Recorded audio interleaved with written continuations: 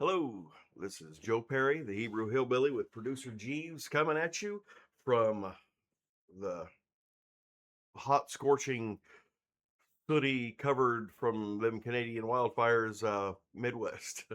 It's been miserable past couple of days, but heat's supposed to pass. It's going to get better. This week, I really, more than anything, I wanted to talk about something that's very important to me because we're coming up on the anniversary of the death of not just one of the most influential figures in music, uh, but a man who literally was in the group that invented an entire genre of music on their own. Uh, but he was also a huge influence on my life, and if anybody wonders who that is, you have to have been in a coma or doing hard time for the last 10 years to not know who that is. That would be the Blizz, Ozzy Osbourne. uh his the anniversary of his passing is coming up in just a few days, and I wanted to do this day for him. But prior to starting in on that, uh saw something.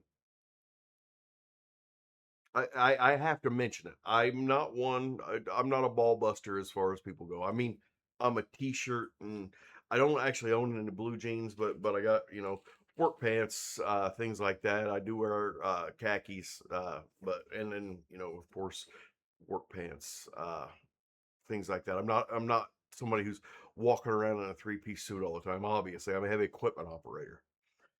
But something that and this is, like I said, I'm not trying to bust balls here. I'm not trying to get up on people too hard.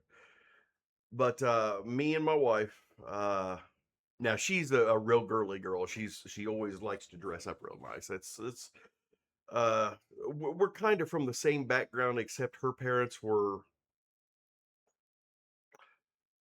let's just say she's a couple of steps up on the ladder from where I came from, as far as that goes. She's never, I don't even think she's ever even driven by a trailer park, let alone had to live in one.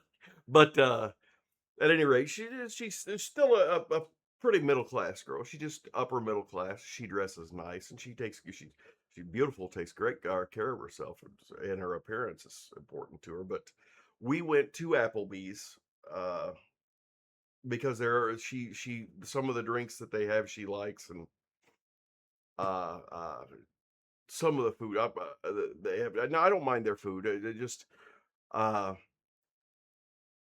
I'm more of a greasy spoon cat, and always have been. And when I find a couple of decent greasy spoons, I'll try them. But I'm also one of these guys that's got to go out and try something new everywhere. If I find out about a new Mediterranean restaurant, a new Indian restaurant, uh, Thai is really the only thing I don't eat a lot of, and that's just because it's mostly shellfish that's in the stuff. I mean, is there Thai food in, or I said, is there shrimp in every type of Thai food out there? Come on, give me a break. But the few things that I have eaten that was Thai was good. But at any rate, I'm getting off on a tangent here. I know I am, because I'm trying to avoid the subject. People, okay? My hillbilly brethren, my people, oh people, please, okay? You don't have to go out wearing a suit and tie. You don't have to, or dress up. But please, no Crocs, no none of those orange county jail slippers, no house shoes, no jammies, no sweats, no tank tops, no tube tops. Especially there should be a weight limit on tube tops. I'm just saying. And no basketball shorts, okay? There has to be a minimum level of decorum, okay? How you dress. This is very important, and especially to you younger cats, because those are the ones that I'm seeing that seem to go out everywhere in their fucking jammies. Okay, give me a break. I hate to be rude about it, but how you dress not only it is I mean, and you hear people, well, I don't care what people think about me. You know, the ones with the four, they look like they got so many piercings in their face. They look like Pinhead from Hellraiser. It's If just, you don't care, I'm gonna quote GTA 5 here. If you didn't care how you fucking dressed, you'd wear clothes that fit and don't look terrible. yeah, yeah, If you'd at least wear something that was clean. Yeah, if Yeah, you're going around wearing fucking goofy looking clothes with 100 fucking piercings in your face, it's not because you don't care how people look at you. It's because you want people to look at you. exactly. You are a hipster. Attention-seeking behavior, like we were talking about, like we on a couple of different of these. That's attention-seeking behavior. You do care, okay? And this is something that's very important, and something that my dad instilled in me. Uh, how you dress, especially when it comes to like cleanliness and things like that, and how you keep yourself, how you has much more to do with showing respect to yourself, showing other people that you respect yourself, not just showing them that you respect them. I mean, you go into a job interview and you got "Born to Lose" tattooed across your neck and chains hanging from your fucking eyeballs to your testicles. Chances are they're not going to hire you to handle their accounts receiving. Okay, it's just just throwing that out there. You know, you can't. There has to be some minimum level, and that minimum level of decorum is just you showing respect for yourself, you showing respect for other people. It's just like being on time. Yeah, Quit being 20 minutes late, quit being 15, 10 minutes late. The army has a standard, and that's the standard that I live by today. If you're not 15 minutes early, then you're late. Everywhere I go, I try to be at least between 20 and 30 minutes early for everywhere I go. That's because I'm showing by being early, and some people notice it and some people don't. And I don't care if they notice it. I'm not doing it so that they notice it so that I get praise from it. I do it because it's something that was embedded in me. But it has to do with you having respect for other people. If you show up late, you're basically just telling that person that their time means shit to you, your time means shit to you, and you don't give a damn. And by telling them that, and people might think, oh, I'm sticking it to the man. Well, you know what the man, or you know what that person thinks whenever they see you coming in sweats or in jammies and house shoes with your eyelids stapled to your fucking forehead and you're 20 minutes late. You know what? They don't give a fuck either. They don't care about you either. They don't care if you get that job because I guarantee you there's 8 other assholes trying to get that same job, and getting jobs right now ain't that easy. I mean, it's not that hard, but it's not good jobs isn't that easy. Getting a job, but it's about just showing respect for yourself. Okay, and just there's having standards. yeah, That's it. and there's a difference between not caring what other people think of it, or there's a difference between not caring how you look and not caring if people think you're a jackass. Mm. And if you don't care that people think you're a jackass, it's usually because you're a jackass. Well, yeah, yeah, and you see these people, and I've seen several of them. It wasn't just that. I was going to mention something about it, but I thought, because you see these clips on the internet where people are talking, and they're talking about, I just lost my job, or I did this, and I can't live, I can't afford to pay for this, and that, and they got green hair and 19 fucking septum piercings. And their nipple stapled to their fucking forehead or whatever the fuck kind of shit that they're you know, okay, look at how you look, okay? And that'll, oh, screw you for judging me.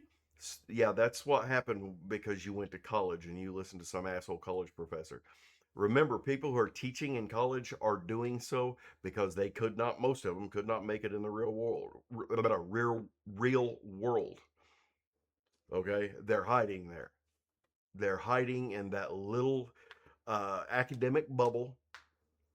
They don't go out. They just talk about their like a moron. They just sit around talking about how the world would be better if they ran it, and teaching theories and philosophies that don't work in the real world. I mean, it's a fact. So don't listen to those people. You have a real world that when mommy and daddy get tired of you living in their house and decide, okay, I'm so tired of the shitbird that I'm gonna pay 40 or 50 or $60,000 a year so that they can go live somewhere else for the next 4 years, or 6 years, or 8 years, or however many years it takes you. Uh, and then you go from hiding in mommy and daddy's house to hiding on some campus somewhere. You have no real lived experience, which will actually translate into something I'm going to talk about later. But yeah, it's not. Oh, and producer Jeeves over here. I just wanted to say that he has joined the esteemed and elite group of individuals uh, that also includes Senator Chuck Schumer, senator from New York, longstanding senator from New York, who shit their pants while somebody was talking on camera. You hear him just fucking fart while I'm fucking sitting there trying to talk. This fucking asshole trying to fart. And I'm talking about basic standards of fucking decorum. And this guy is over here fucking loading his trousers. It's Jesus. Fuck you, it's my house. I can shit my pants. Who was that other one? Oh yeah, well, Eric Swalwell, the one who was banging. Yeah, that was great when he shit his pants on CNN. He went, well, like, holy shit. Oh, anyhow. Fuck you, I can shit my pants in my own apartment if I want. But yeah, anyhow, thank you for that brief respite of levity. fucking Yeah, just show some respect for yourself, people. Just come on, you gotta show some respect for yourself. He done fucking lost it, dude. You okay? I'm gonna go fuck slap my ass off in here. We're still recording. Okay, well, never mind. Okay, I done lost my producer. Okay, that's some shit. I had to buy him a whole pizza. That's his pay for the day. Okay, next thing we're gonna next thing we're gonna go into. Oh God. Yeah. The Der Fuhrer, what was his name? Graham Goebbels from up in Maine. He's officially out, of course, he said.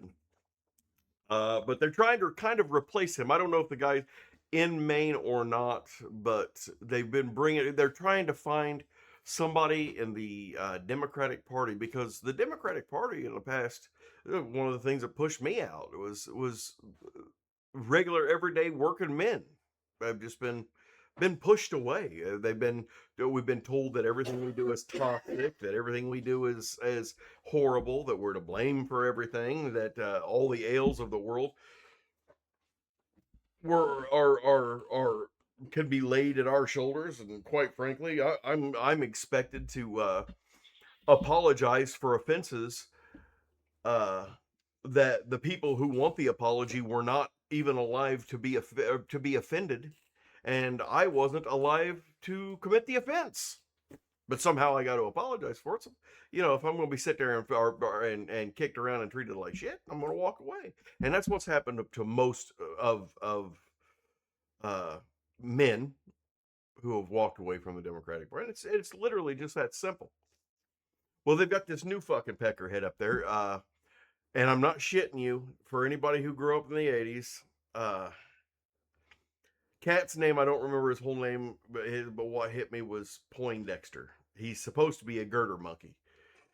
A girder monkey, for those of you who ain't in the trades, is an iron worker. We call them girder monkeys. They're the guys that set up iron girders and shit like that. Yeah. And okay, well, they're gonna let a union man come up and speak. So I had to hear about this. I had to pay attention to this. I had to, you know. And this motherfucker,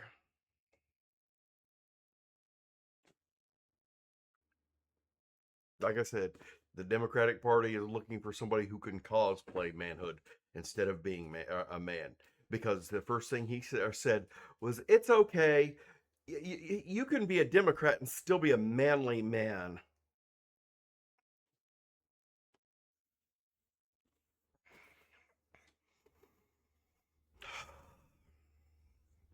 Let me tell you something. I don't give a shit if you're a girder monkey, a tin knocker, a sparky, an operator.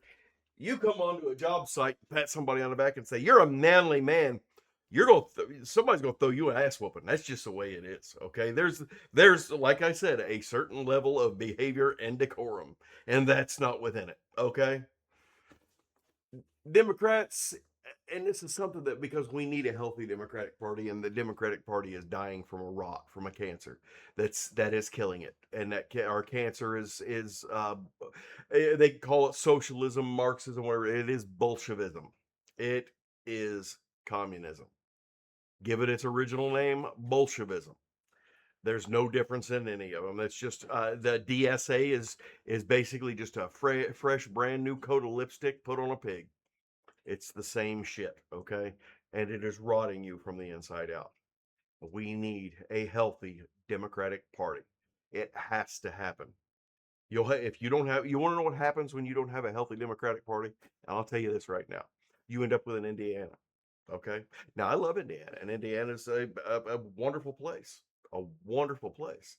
But we have taxes on par with most blue states. We have there's the politics in this our state is run because we have or is set up because we have a super majority of Republicans. And when you have a super majority, you have a party that controls all politics. Okay, that's just the way it is.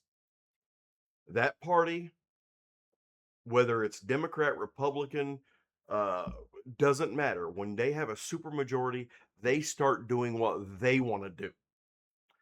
They start raising taxes. They all start acting the same. They start raising taxes, raising regulations, feathering their buddies, well, themselves and their buddies' nests.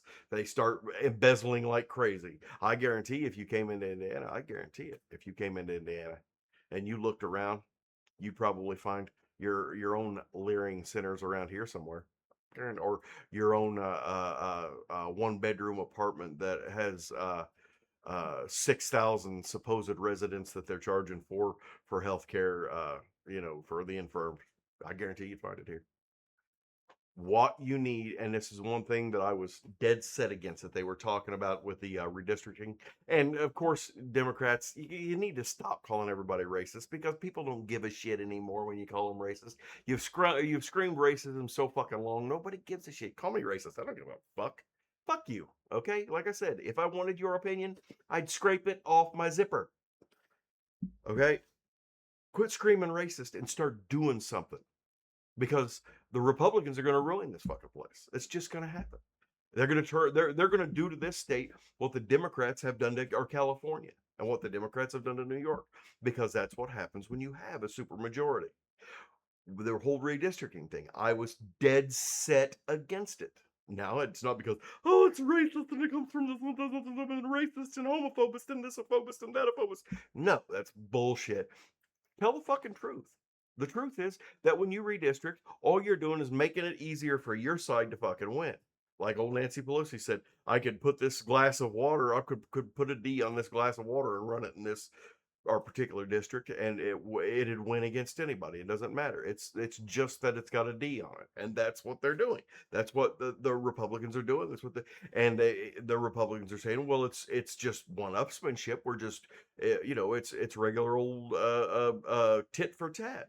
But what it does is, I honestly believe that all districts should be drawn up to where they are 50%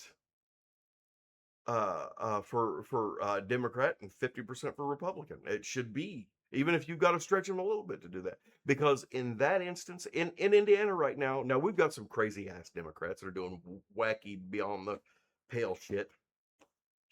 But when you have close races, you have politicians that now become it's not dependent. They listen to the people because without them actually paying attention and doing the right thing, it's not a dead set thing that they're absolutely going to get or voted in. They can't just do what they want to do. They have to listen to their constituency. And that's important. Come on, Democrats, step the fuck up. Now, I ran a little long with those, and all I want to say is to the Oz man, when I was a kid, Ozzy, Crocus, I like a little Cinderella. I was never a hair band guy, but Cinderella, I like that heavy blues uh riff, that background that they had. That was they made good music. But Dio, these are just bands that they were everything to me in my teens, late '70s and all through the '80s.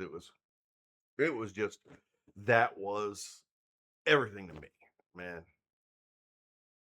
I lived for Ozzy. I just Sabbath, and Sabbath is who introduced me to Dio, man. And then when he And went that's on, Ronnie James Dio, not fucking paints his nails black and drops steamrollers on teenagers Dio. Don't worry, I was saying oh, okay, anything. but yeah, I just Bark at the Moon, uh, Diary of a Madman. Even when he kind of became a little hair bandy there, which he did a little bit in the later part of the '80s. He didn't go too far into it, so it was still pretty cool. But he still produced great music at that time.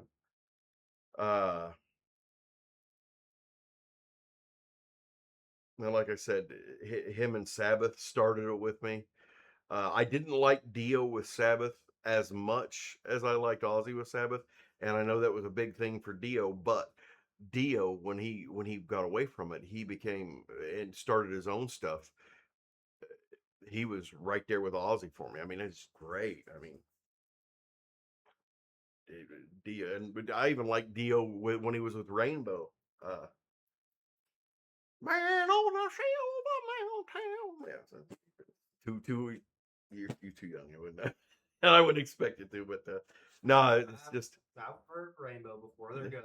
yeah, they're like the band. They're like an incubator for good singers and good guitar players. It's like they were never huge. They were always good, but they never seemed to break out huge.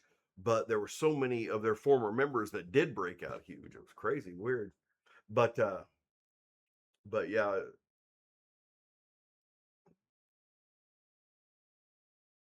well, when I heard about that concert, his last concert, man, it broke my heart that I couldn't have or made it. I'd have loved to have made that, but I was just too busy and working. Had too much life going on, like most people do. And then when I heard he passed, it just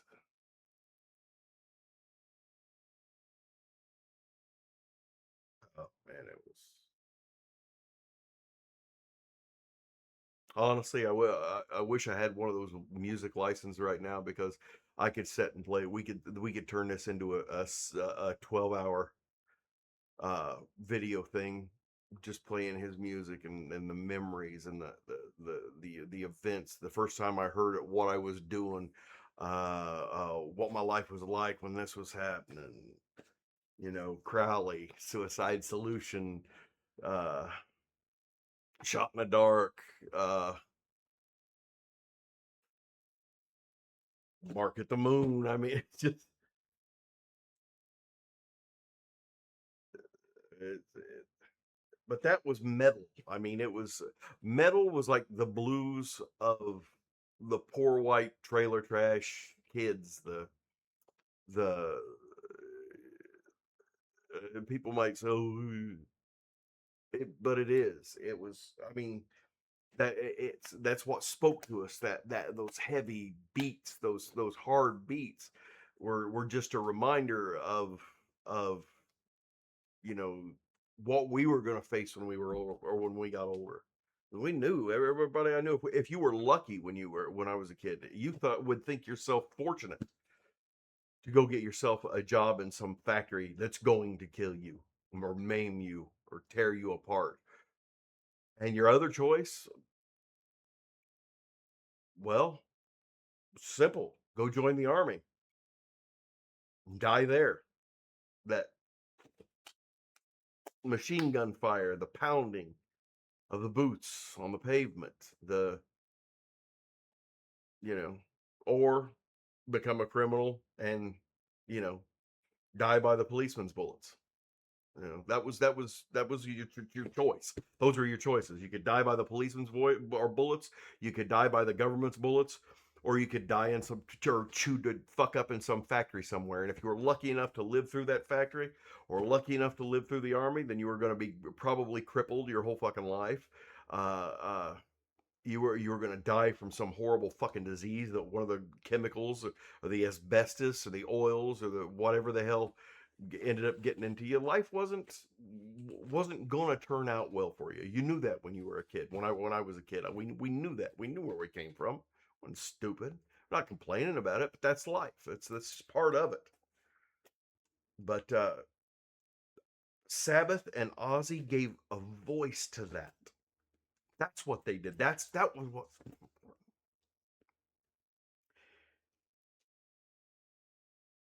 kind of, you feel alone in that, but Ozzy and Sabbath, they just kind of let poor shitty little kid know he wasn't alone. That not only was he not alone, that everybody, there were people all over the world. They're from England, and they know they know the score.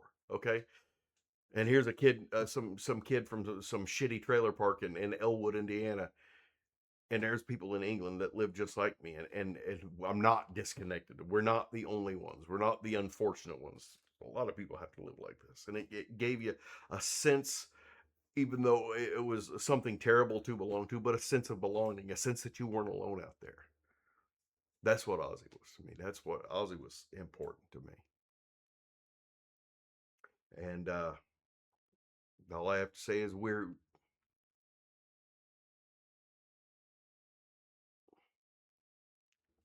the Blizz will live forever. We miss you, brother. Okay, now the show that I'm going to talk to you about. The Rooster. Steve Carell, great actor. John McGinley, great actor. Uh, you have to watch it. There's a lot of progressive twattery in it, but it shows promise. And even Steve Carell's character, in a lot of ways, is just a little unbearable on that. The girl who plays his daughter, you can tell that she's. I don't know who she is, but you can tell that she's a really hot chick who they frumpied her up for some reason. So that they're hiding something in there tells me that something's going to break out on it. There are hints that it's going to be better, but his daughter, her limey ass bag, ex cheating husband, still husband, but soon to be ex husband, but don't know, maybe they are, maybe they aren't. Who the hell knows? Got one of his students pregnant. But she's an accent chaser. She's one of these gals that hears British accent and melts. And his ex wife, but his ex wife, his daughter, and his sort of pseudo son in law are all three of them are just insufferable twats and impossible. And he gets turned into HR like once a week for different things. Most of the female characters are just impossible. They're exactly the stereotypical progressive college types, but it's done so to it in a way that it makes you think that there's something coming. And I may be wrong on this because I watched it in half of the episodes. I was cussing my TV because of the just this the the vile wokeification of it. But uh, it, there's got to be something, and I will. I swear to God, I will eat my yarmulke if by the end of season 2 it hasn't improved. Uh, but I think there's something there. I think it's worth watching. It's only got one season out. I think it was on HBO or something. I've got a streaming service that I just happen to run across that I happen to be a Steve Carell fan. That In may case make you me need them. biased, huh? Just in case you need them. Producer Jeeves. See, that's why he makes the big money. You'd make even more money if you'd have brought me some Tabasco. But I don't have any no, yet. but Steve Carell's great, and John McGinley is just one hell of a funny guy. And they had another character on there, and I'm not sure if he's going to be gotten rid of or not. But he played Cameron in Ferris Bueller's Day Off. I can't remember the guy's name because I suck with names, but I loved his character. He was just the total absolute opposite of anything PC or anything progressive. And of course, he had to be the sacrificial lamb, which is why I think maybe his character won't come back. But if his character does come back, you'll see that'll tell you something about the show. But it's going to be good. I think it's good. I think it's going to be good. It was pretty good, and it had some really good scenes. And it really had some where he was helping out some of his younger male students and kids that weren't real familiar with what manhood was or how to achieve it, and he was kind of helping them where like in this he started calling himself with another guy their accountability buddies because this kid wouldn't shit if his fucking if you took his pants down and told him to squat. He couldn't seem to do anything, but he was teaching him accountability to and self-reliance and things like that. So there are things in it, and it does have some genuinely funny stuff, but I think it's gonna go somewhere. Don't be too discouraged by the absolute unbelievable wokeness of it. It's a little rough, but I think it will go somewhere. But the Rooster, or I'm sorry, it's not the Rooster. It's just Rooster is the name of it. But give it a check, try it out, give it at least 3 episodes before you walk away from it. Because I walked away from it on the first episode when I first started trying to watch it, and a couple of weeks later, I went back and watched a couple more episodes in it. But Give it 3 episode test, and mhm. even then, if it doesn't completely turn you off, give it five Yeah, episodes. Because, like, just as another example of a show, I had to give the 3 episode test. Yu Yu Hakusho. It's an anime, old school, super fucking popular back in the day.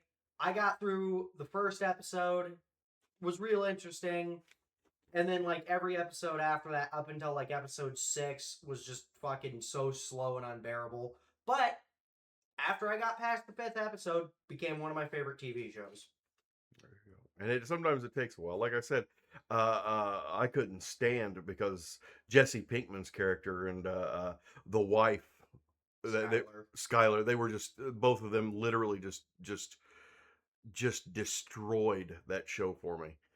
And I think it was just the writing because I've seen the guy who played Jesse Pinkman and or many other things, and he's a good actor. And I've seen the wife in several other things, and she was a pretty good actress. She's kind of funny. She really is. But it was just the way those two characters were written just got on my nerves.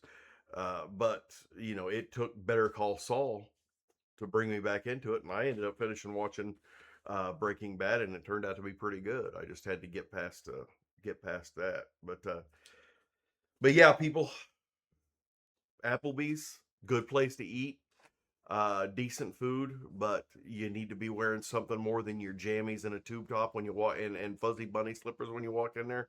Have some decorum. It's not about Applebee's itself. Applebee's is actually a great restaurant.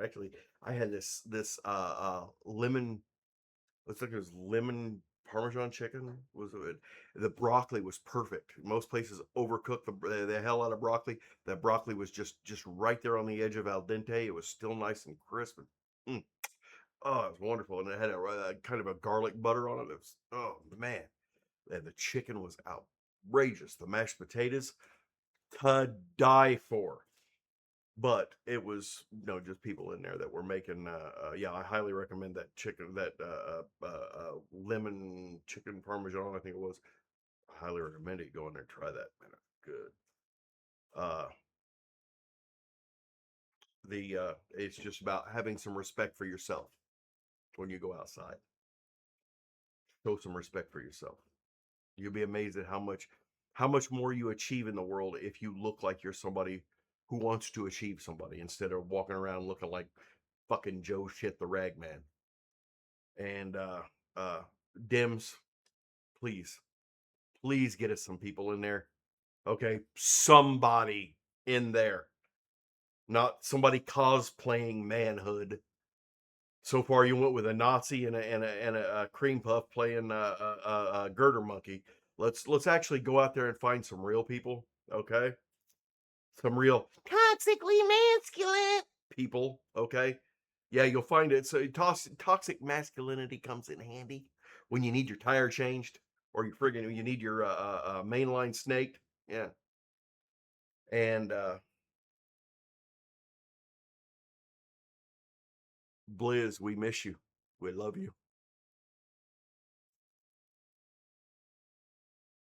Ozzy lives. And the rooster. Give it a check out. We gotta go. Okay, people, when a politician tells you to argue or some influencer tells you to fight with your family, tell them to go fuck themselves. Okay. Do me that favor. Be kind to your family, be kind to your friends, because in the end, it's really all you've got. All we have is each other. Love each other. Shalom.